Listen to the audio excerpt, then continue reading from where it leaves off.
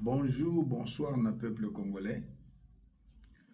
Yambo nakota na mozindo, wabino prophète surnaturel MBLisé, défenseur ya patrie, tozana sango ya mawa, FARDC abungisi soldat monene, le général de brigade Alengwa Nzambe Gentil, il était le commandant de la 34e région militaire de Nord Kivu. Après chute à Goma, il s'est retrouvé à Kinshasa où il était jugé de fuite devant l'ennemi, lâcheté, mais aussi de violence et la consigne. Il avait fait un AVC lors de la dernière comparution et Tshisekedi a refusé qu'il soit transféré en Afrique du Sud cet après-midi. Ndekonabiso, soldat solo, général Atikibiso, né en 1960, général gentil, Dieu Alimbia, Azali Sousouté, Azalaki soldat à phase, force armée zaïroise, après à côté na MLC, Yewana côté na FARDC. Et Zapasi, Azwaki mitindo pa ya général Frank Tumba, ba replié, Bukavu, ba se retrouver à Kinshasa. Oya pesa ki bango mitindo ba replié, ba simba kaete, pro Kabila, pro Denis Nyakero, pro Kagame, général Frank Tumba. Bakanga ki bango mitano na ebisa ki bino, 3 généraux, ya FARDC, 2 ya police. Batindi bango na demiap, et comme abattoir, soko ke na demiap bakochelo poison.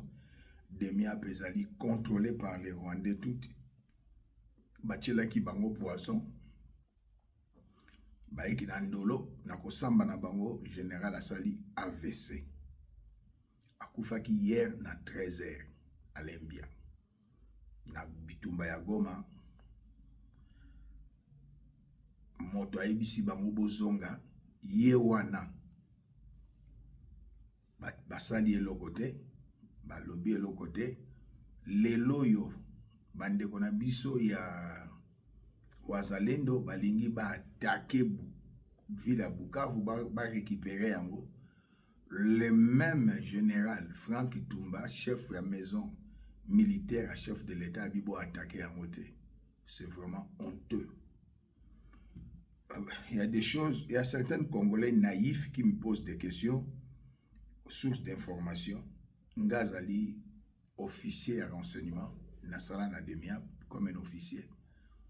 Tant que RFI a Ebisarabino Makambo, tout n'a RFI source à renseignement, il y a information. CNN, BBC, France 24, TV5, Congolais Mouara Mundele Roi Nzambe, Mawamingi. C'est vraiment triste ce qui se passe dans notre pays. Tolanda Elenge Mwasho Naninga Mingi. Bonjour très chers compatriotes, bienvenue. Envoyez cette vidéo aux autorités, c'est très urgent parce que l'heure est très grave. Ce qui se passe à Goma et à Bukavu est tellement grave. Vous allez vous-même écouter à travers la voix de ceux qui m'envoient ces informations, la peur où ils allaient pour transpercer bango. Dans le bakilobi, deko bazali na front, soldat militaire et FARDC, bazoye sangai que non c'est pesamela ki bango. Pourquoi bazo kubundate? Pourquoi ordre et habitum bezo pesamate? Pendant ces temps, nous apprenons que présidence et à conseil de sécurité Zouami Maboko et à France, c'est qui justifie les ralentissements. Il y a dossier, il y a application, il y a Oezali, sanctions, résolution, la France qui joue toujours un double jeu avec la RDC et jusque-là on se pose toujours la question pourquoi nous avons quitté francophonie. La France est en train de bloquer le niveau et à conseil de sécurité, accélération et à mise en exergue et à résolution parce qu'il y avait des sanctions qui étaient prévues contre le Rwanda et certains dirigeants rwandais, y compris Paul Kagame, à cause de son refus de pouvoir exécuter la résolution en question. Malheureusement, peuple congolais n'a évité ce qui se passe avec Macron en particulier parce qu'on ne va pas mettre tous les Français dedans. On connaît les Français qui militent aux côtés de la RDC, qui militent pour la liberté du peuple congolais. On connaît également ceux-là qui ont la peur de pouvoir s'exprimer parce que le Rwandais bazo posséder ba image sexuelle na bango bazo banga ba mutakaliser bango mutu loko amafa zali mutu ya ko sambusa mutu ya ko misaye na poisse na makambo so ndenge zali koleka. La résolution n'est pas exécutée, c'est comme ça que le Rwanda s'entête à continuer à ravitailler ses hommes sur les sols congolais. Avec moins des images. Pendant que ceci se passe, le monde entier ferme les yeux, ferme la gueule également pour dire que non, merci il n'y a beaucoup pas ma de fille. à cette question, il n'y a rien, il n'y a rien, il n'y a rien. Merci beaucoup, merci beaucoup ma fille. Systématiquement. Obayebi était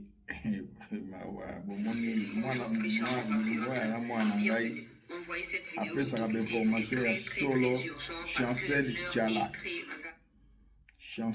chancela babin que chancela mais c'est chancel l'information nation que pas na été biso to yebi yango réseau to comme que ba 2 mois résolution 2773 ba vandeli yango na moko ya ba 5 pays il y a 15 mais 5 baza permanent na conseil ya sécurité des Nations Unies organe exécutif ba vandeli ba dossier na France sanction tozo monate Rwanda aza toujours kobunda contre nous avec Joseph Kabila ba Rwandais touti bazo bundisa biso toloba te. C'est vraiment regrettable. Tobungisi ndeko na biso moko ya mapinga général na biso monene akeya tiki biso yeyo général de brigade Alain ya gentil soldat ya solo FO 12 bazo sambisa bango na ndolo général Zambé bien gentil. Vous êtes né où? Je suis né à Pénia. Date le 22 janvier 1960. Vous êtes originaire de quel village? Taliba. Chefferie ou secteur? Secteur de Mongala Kouma. Mongala Kouma. Général Atikibiso. Batu babomi bango batuti Rwandais bazaka chamboka na ba pro Kabila moko ba soldat Atikibiso soldat solo officier parmi les officiers généraux likambona te baka yango ezo sala pasi mais congolais futo so ba disposition nouvelle mususu ezali président Azana Lubumbashi il est accompagné par son frère Igwe, le président du MLC, Jean-Pierre Bemba Gombo. Boyoka ki batu ba bimisi ba na bloka lokuta, mais je crois que le président Rolanda monte pour ça timbeli bino eza jeu ya ba Rwandais na ba pro ba Rwandais na ba français. Président en expérience moko oyo ya alongola ki Jean-Pierre Bemba Igwe na mboko na ministre de défense na général Kostandima lelo moninga na yeba bomi lelo nazalanga mokuse L'homme qui fait peur aux Rwandais. Les soldats du peuple. L'homme qui fait peur à Kagame. L'homme du moment. La force de Fatih Bako. Les soldats du peuple. Jean-Pierre Bemba Gombo. L'homme du moment. La conscience du chef.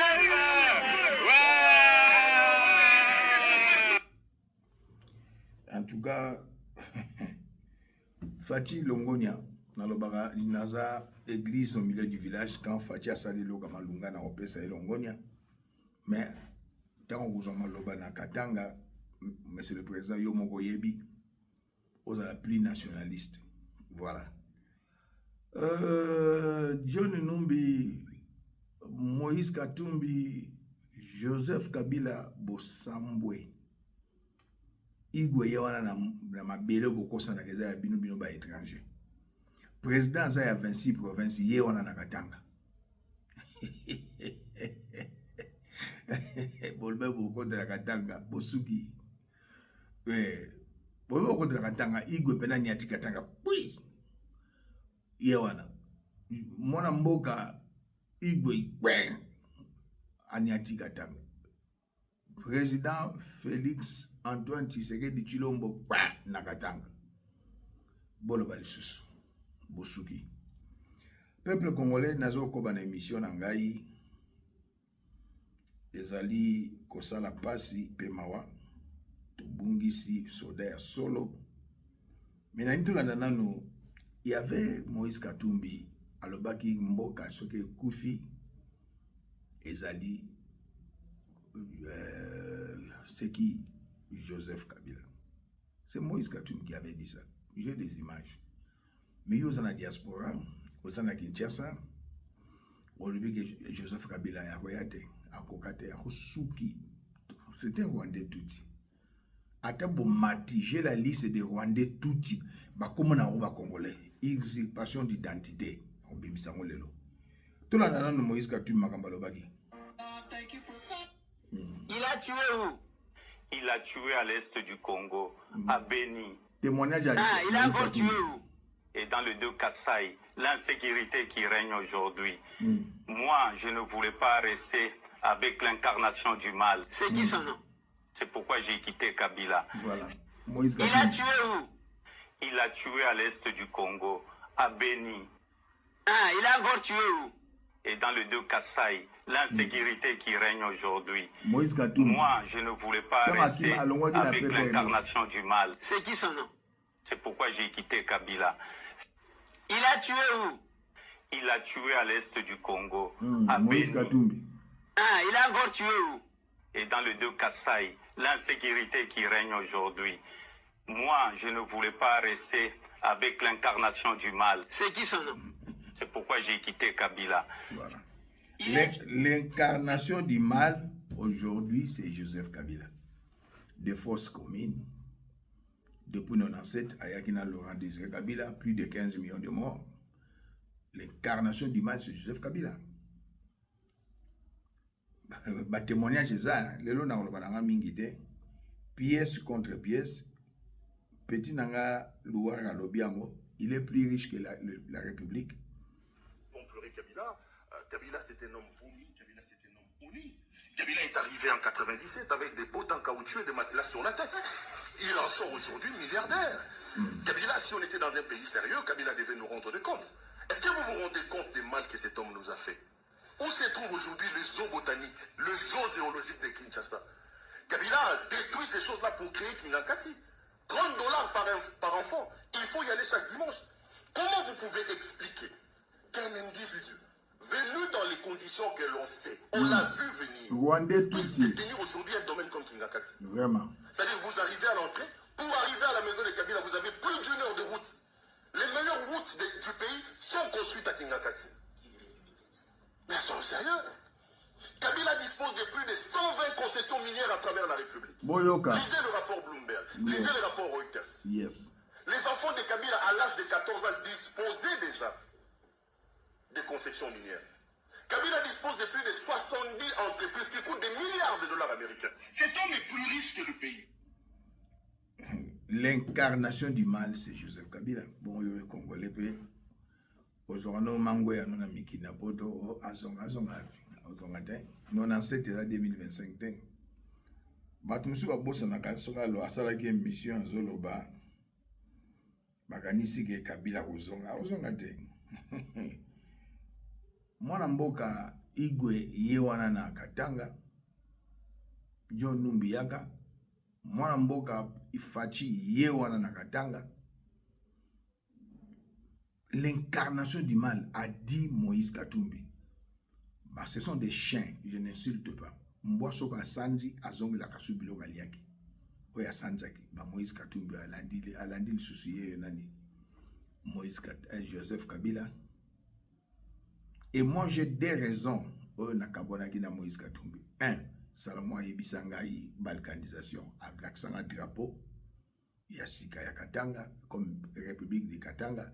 A atindelanga hymne national, asa batindelanga ba monnaie, ba bimisina na avance ya mbongo zwa, banda ko lobela balkanisation ya bi niet na osala mote. To sombelo ndaku na Afrique du Sud, mutuka ya munene nga lobi niet azwi folar apesi nga po balare nso bapesaka ye bafolar apesi nga folar après namoni réconciliation katangese mutu tobundisi Joseph Kabila Rwandais tout de son vrai nom Hippolyte Kanambe. Moïse Katumbi a sa alliance na ina bendani. Lelo Moïse Katumbi a revu l'incarnation du mal, c'est Joseph Kabila. Tous ceux qui sont na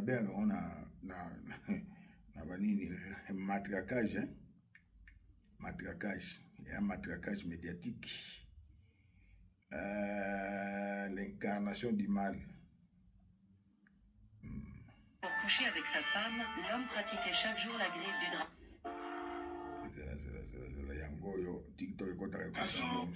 Il a tué où? Il a tué à l'est du Congo, à Beni. Ah, il a encore tué où? Et dans le deux Kassai, l'insécurité qui règne aujourd'hui. Moi, je ne voulais pas rester avec l'incarnation du mal. C'est qui son nom? C'est pourquoi j'ai quitté Kabila. Il a tué où? Il a tué à l'est du Congo, à Beni. Ah, il a encore tué où? Et dans le deux Kassai, l'insécurité qui règne aujourd'hui. Moi, je ne voulais pas rester avec l'incarnation du mal. C'est qui son nom? C'est pourquoi j'ai quitté Kabila. Il a tué où? L'incarnation du mal, c'est Joseph Kabila, ce n'est pas Félix. Boya na babilo lokuta te. Nazole la générale Alembia.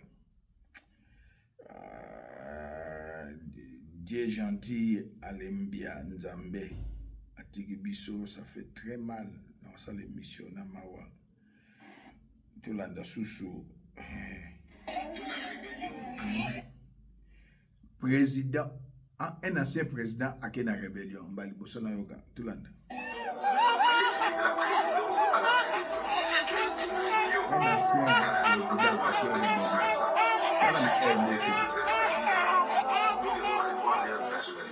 Nous devons revoir leur identité. Ce n'est pas normal. Comment soutenez-vous un homme pareil qui détruit votre pays? Vraiment. Il est milliardaire, mais il continue à détruire. Joseph Kabila, un accident de circulation. Un accident de circulation. Un accident de circulation. Vital Kamerhe, entre ce que Jean-Claude Bemba avait dit sur Joseph Kabila et ce que toi tu viens de dire à l'Assemblée nationale, le papier duplicateur. Entre vous deux, qui est descendu au bas. Des fois, nous nous posons des questions de savoir qui es-tu et pour qui. Rwandais Hutu, il travaille pour son frère Paul Kagame. Papier duplicateur. Vital Kamerhe, entre ce que Jean-Claude Bemba avait dit sur Joseph Kabila Rwandais et ce que toi tu viens de dire à l'Assemblée nationale, le papier duplicateur.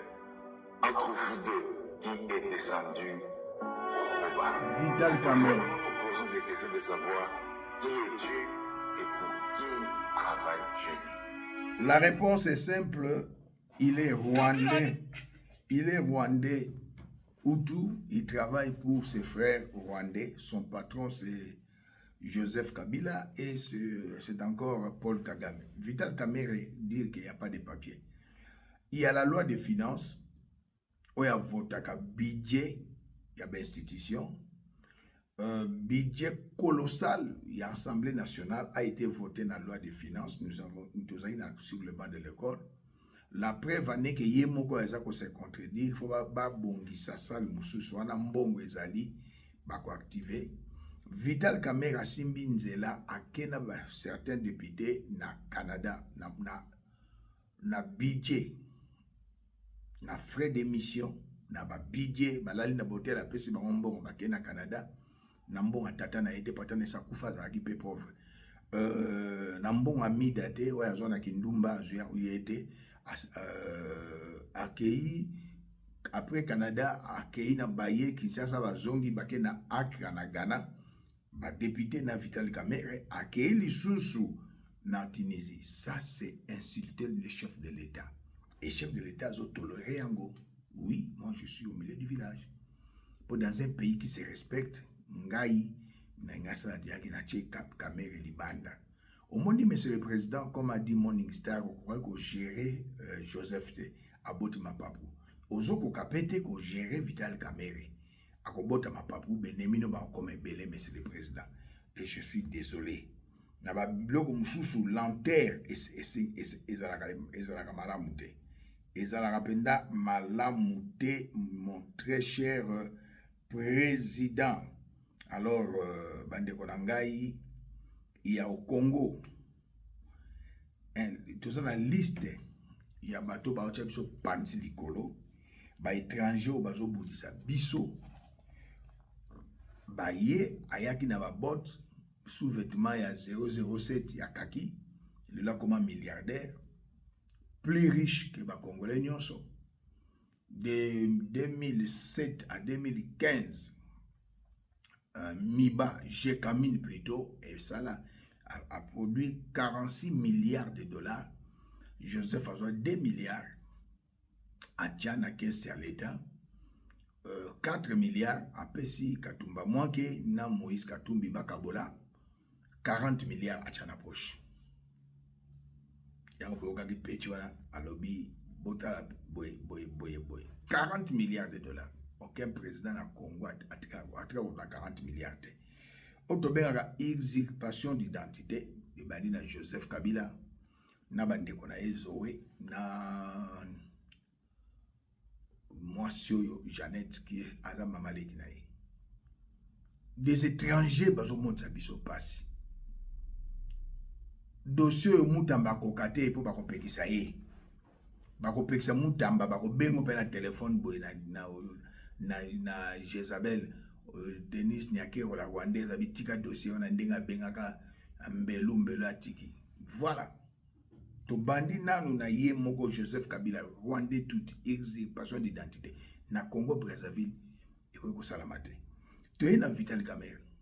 Chancelier à la kisabiso yango ngamoko pe na yebi yango ba témoignage ezali depuis des mois to yeba ki Vital Kamere azali Rwandais Hutu. Toyebi parcours na yo sala na Front de jeunes mon boutiste ya leki nanga Jano Pétrole leki voloko baza mama mo me papa moko te Frogemo oyo izalaki jeunesse ya Fronamo Front des nationalistes mon boutiste ya papa Fataki mais lelo bandi ko loba toyebi parcours na yo Rwandais Hutu Rwandais mususu ya li Azaria Soruberwa RCD Goma Eza lokola M23 lelo mais yango ezalaki CNDP M23 RCD Goma CNDP M23 AFC biloko nusu yaka bango wana bazo travailler na cabinet parallèle depuis 60 na Ibsabino première fois na Congo cabinet à chef de l'État pembeni cabinet à Mwasi na Denis Nyakero la Jezabel la Rwandaise tout. Vous voyez Azara Soube Wazawana azo travaillé Rwandais touti Moïse Nyarugabu Rwandais touti Bizi Makara ayakana Afdel azati leo na Kisasa yende mdasimbi aner yende mdasimbi demiap ibangonde batui poison bacheli gentil alembia nzambe akufi Cheke Varaloba ki soki ozana revolver ezana 10 balles. Moko ezapona munguna no ya extérieur, 9 ya intérieur. C'est Rwandais touti bazali ko nyoko la mboka na biso et le président se trouve entre le marteau et l'enclume pour rebondir la mingi pour le président. Toza le mutu mususu Alexis Gizaro, mwana ya Alexandre Gizaro, oya asala a inventé tribu ya Lukuta Banyamulenge. Non. Na Congo muluba lobaka chiluba. Mukongo lobaka Kikongo. Swahili lobaka Kiswahili. Mongo lobaka Kimongo. Mbunza lobaka Kimbunza. Ngwandi lobaka Kingwandi. Bole koza Banyamulenge. Mais boke bozo lobaka Kinyarwanda. Vous n'êtes pas des Congolais. Dialecte Kinyarwanda ezalakate. Ya obomoni nanga lobi. Bacha parmi les 4 langues nationales. Bacha Kinyarwanda. Bacha ndene. Bana kundene. Uswa kundene. Mingi tozana Gilbert Kabanda Kurenga Rwandais touti oya balaka Christine Nyakero, famille aînée à Nyakero. Rwandais tout inanona. Tweet tozongisa bango bavana ipen kota bante na télévision bazali na boulangerie ya ba Rwandais. Toza lisusu na Denise Nyakero, la femme du chef de l'État, Rwandais tuti. Bon mata bokita, opesa payroll wara mbonga sa l'émission aux Congolais tika blowa Denise Nyakero. Et des Congolais naïfs, des Congolais villageois. Être villageois, c'est pas insulter. Comment toi, tu soutiens le président, mais tu parles mal de sa femme? Je ne parle pas mal, je dis la vérité. La vérité, c'est pas parler mal. Denise Nyakero et Rwandais tuti. J'ai ici, à l'Obaraza Mouta village, Mouirama, groupement Kanyola, chefferie Ngweshe, territoire Walongo. Ndenge morope kamera kosa ya de Walongo. C'est du mensonge. Denise Nyakero, madame Denise Nyakero. Papa na yo, Etienne Nyakero, babota bangon combien? Maman bota yo, babota bangon combien? Grand-père na yo kombone nani, arrière-grand-père na yo kombone nani, bakufa wapi, bakunda bango wapi. Tout ça des investigations et ça déjà prêt. Toko bimisa mon kalamingite. Joseph Nyakero azaka, Joseph Kabila azaka kana Jeannette azana Zoé. Ndenge bibino azaka kabanyakero. Mais ba famille na bino, vous êtes des Rwandais touti. Accepte. Tout ça sur na batu mususu auto bengi Roland Kachantale. Rwandais tout, na deuxième, Denis Mtachaiwa. Général Ephraim Kabi, Karibikire, Oazaliko Kamba, garde républicaine. Toza les sous na matata mponyo. Rwandais touti. Lunda Boululu, premier commissaire d'État lobby na monaki ya memelingai, Betidia Rwandais. Toza les sous na général Kale, Oasimbi police spéciaux. Azalai colonel en commande général. Tout ça, les na général Dourou, chef d'état-major, il y a FARDC en charge, il y a opération de renseignement. Peuple congolais. Babiloko est intolérable. Tout le monde dit Mayamote. Les gens n'alanda qui mon amboka, tout le monde na Rwanda natangi, bazan influence na mboka na biso ya kosakanate. Bazan influence na mboka na biso ya kosakanate. Moi, je soutiens le président, c'est lui qui a été élu. N'a soutenu Maman Martite, c'est ma mère, je la respecte. N'a pas soutenu Christian. Christian, c'est un anniversaire en Afrique d'ici. 2 jours après Goma et Kouy, j'avais blâmé sur Christian. Dans mon famille, je suis désolé pour le comportement. Moi, Sylvie Moulumba, agent secret, il y a Denise Nyakero, on a retiré la bilan par audio. Oh, et bah on va solo là. Oh, yangana ye na wala na bonanga. Oh, na solo là Denis 3 fois. Naza na ngona risque qui est pour baipsenga ye arrêter kabatu. Tout le monde no Morning Star. Mais salutations à tous les audio langana lobby makama plus en charge et plus de conscience du peuple congolais. Peuple congolais sobo moni autorité nyonso na mikolo oyo. Asali sex tap. Engager une distraction sur les réseaux sociaux. Morning Star. C'est les partisans de Kagame. Sont des partisans des Rwandais. Vous allez préparer prise à la ville de Kinshasa. Jekoko, vous avez eu la chance de devenir vice-gouverneur de la ville de Kinshasa. Un médiocre. Vous êtes qualifié un homme d'État. Mais quand un homme d'État se lance dans une distraction organisée dans le but de distraire le peuple quinois pour permettre que le Bangoura va pota. Jekoko. Ça, je laisse sénateur Mandian. cette tâche aux autorités de la sécurité. Tozali Kaba audio, il y a salité. Sandra Jekoko. Lancé sur les réseaux sociaux. Sylvie Moulumba. Et bah, audio en question, c'est la première dame est impliquée là aussi. Tout à fait. Là-dedans. Sylvie Moulumba, la sœur biologique de Jekoko Moulumba, Bangunde Ba, Zali, Kosa la distraction, Bazali Ko, Boaka Babilo Kwano sur les réseaux sociaux, juste pour dire les kilos. Bon, ça l'attention. Là, il y a un objectif le milieu des années. Pour vivre la Kinshasa, quoi? Parce que Nangonga, oh, tous allez qu'on traverse. Nangonga, oh, Congo. Les allez envoyer à Bakaboula Yango. Il y a des manœuvres qui sont organisées par même les gens qui nous dirigent. Parce qu'ils ont organisé la manœuvre, non. Mais tous allez côté la bino. Vous vous souvenez là, audio moko circulé. Voilà, moi Namboka,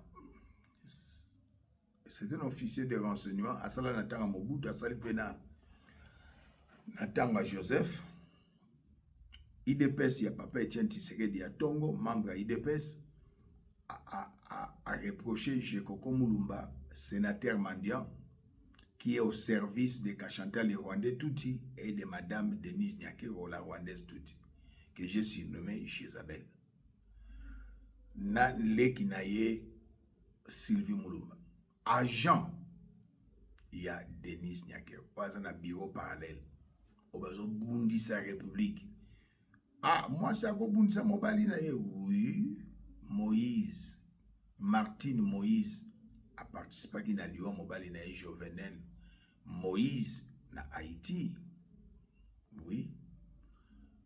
Moi, c'est à Colina Poto. Soka moni mobali pendalar akole ka yepo atikela ko duma ye moko naloba makambo ya pamba te toyoka Sylvie Moulumba ba monter plan ba yebisa Denise a yebisa président pour basa nini balongola Fortina biselele azo préparer mutu. Pourquoi en réalité Denise Nyakero alingi balongola Fortina pembeni il y a Fachi. C'est une très bonne chose. Parce que Fortina travaille pour les Rwandais. Mais si quoi Tindi Sylvie a looké Moutou, Sylvie a préparé Moutou, Tokoye bisa Denise Boye, Denise a rejoint pesi par président. Nzo Kande ezali kamba téléphone. Bon monaki Fortina tanga kenda ki na aner téléphone na ye makama mutaka les alaki na kati. Kota détail de makambeze belé bona lo baga moko Fortina mwasi na ye na mwasi ngobila bazali ki na kulu na ba mitakala wana moko ezali Fortina azobima na mwasi ngobila leki ya mwasi na ye na kangi na basi mususu mina bimisa grave Fortina azali ba soki mystique toyoka Sylvia so préparer mo bon ou peut-être que tu dois la preuve que on a dit que on a tapé sur la infos et là que c'est totalement déconseillé. On a combat plus fort et public. Que c'est tout ça, vous avez bien là. On a bien c'est comme un cambiaya donc on a la preuve de monde tout ça dans jamais tout on a dit tout aussi les camodu maman on a la preuve mais maman là c'est il faut passer l'attention là before parce que before passe au là donc il y a Moïse mais on ça oh non, ça. Vous avez preuve. On a before. Pour ma maman. Tout ça, on a preuve que Mawa. Sylvie Moulumba. On est before. Parce que ça n'a qu'un matin, mon ya président. Eh, Jésus. On a ma président, matin, mon ya yi before ma président. Parce que la before na makambo ya président. Fi azan doke. Omoni to sa lobi maman. Lobi to baka maman to so laisse je suis na boto. Mais est-ce que before wana batanga kai bazonga na ba maman. Bazonga na kuna na président yo to na président yo. Nka lobi na yibi te ateponya bi Plana ba. Il faut que ça ait attention. Before. Wana sa jabi a uzongi la suya samba. Mais ya samba lobi songa na bina loba makambo ki kufa. Sylvie Moulumba. Wana osima ngaba mbongo. Agent Denise Nyakero. Songa na bina kindi. Na kota tina kati na bakombo ya before ibima. Boye donc wana mutapesa ki ba renseignement before donc yaba muta Moïse Katumbi kuna ya bango moko ya ba cuisine ya banini mama mbongo ya zo ba kidogo wazo ba liza mbongo ya ni mais alobi te que ba permanent ba bengi ba obondira ipo alingo bimisana kombo ya bato ye donc ya konga sola na bango kuna o basala lokwa basola ati atuko ba before biselele oyo ndenge Denise na Sylvie baba lo bakabolo na Félix before wana ana na biloko ya koperdre te nazanga na biloko koperdre te na ba before na ba before wana bamakambo azosalela bango kuna mpo basala lokola bakota mpona so na bina panza ekopanzana ekopepa monde oloba onde olobela awobela Denise yosabo siko yebi mamniti ayebi ke nataka usi mpenza na lini te oyebi na boya ya mokosalisa tiana kristian na boye na boya pourkua po tokoma obeta basoda biso mosusu ya biso mibali obeta lisolo boye ya yoki yo oyebisaki nde mosusu ya yoki nde mosusu yana naninga otie na lini te naninga ate naboyaka epi nga na okoso te nde nasi na mesani na moto nde toza no boye nakoninga te natia motu nabimisaki oyeba sorcière ndeka jeba ko mulungu okena signalo Christelle keba boye ozomona po nga na komo soupçonné before pourtant piro wana na banda kosoupçonné déjà bandakala soupçonné Sylvie azosoupçonné before biselele plein de Denise na baniveau motu bakangi ye bongo eza na bato mosusu babombaka makambo na motema voilà Sylvie Mulumba basala plan yo poko tiaka bacommentaire obi mama before bango mpenza oyo batika motakala wati before batika motakala biso tomonaki onde otya bacommentaire obi ye moto batikaki motakala wati ozomona nde yasanga azoloba abi teko bato biyasanga azoyesa abi na politike yango baosala oloba pa bongo biyasanga na politike yango baosala yokani bokangi motu otiki motakala bozoseso na kati ya ndako na bino oboma ye oyeba te fo olobaka ya bongo oloba bato baoboma ye baoluka bata mosika me moko baolinga bautilize moto aoboma bango ka bato bakotaka na ndako na bango kapitalité ya babomaki nde oyoki Sylvie Mulumba azoyebisa mutu baplanifie na fille wana ntango akobenga Denise fille wana loba boye mpona before biselele apesaka barapport nyonso epai ya nani Moïse Katumbi Moïse apesi Joseph ekei il faut nga nazo soupçonner biselele abimaka na makangu ya président monsieur le président otiki mwana Sylvie Mulumba pembeni ya mwasi na abana kona oza ko insulter de monsieur le président tolandi yango te Sylvie alobi ke nazo soupçonner Sylvie before biselele abimaka na makangu ya président nga na ba réalité le bawa ba nous bona ko finga mais boyoki bisi Sylvie Makamalobi elle a dit la vérité siko bazolinga ba éliminer biselele pour la vidéo makambo na kati ndenge balongola ki François Beyabo ndenge pe balongola biselele Denise cabinet Moulili à travers na Sylvie à travers na Jekoko les sénateurs mendiants les inconscients les malades vous travaillez dans le compte de Rwanda mais vous allez souffrir à suivre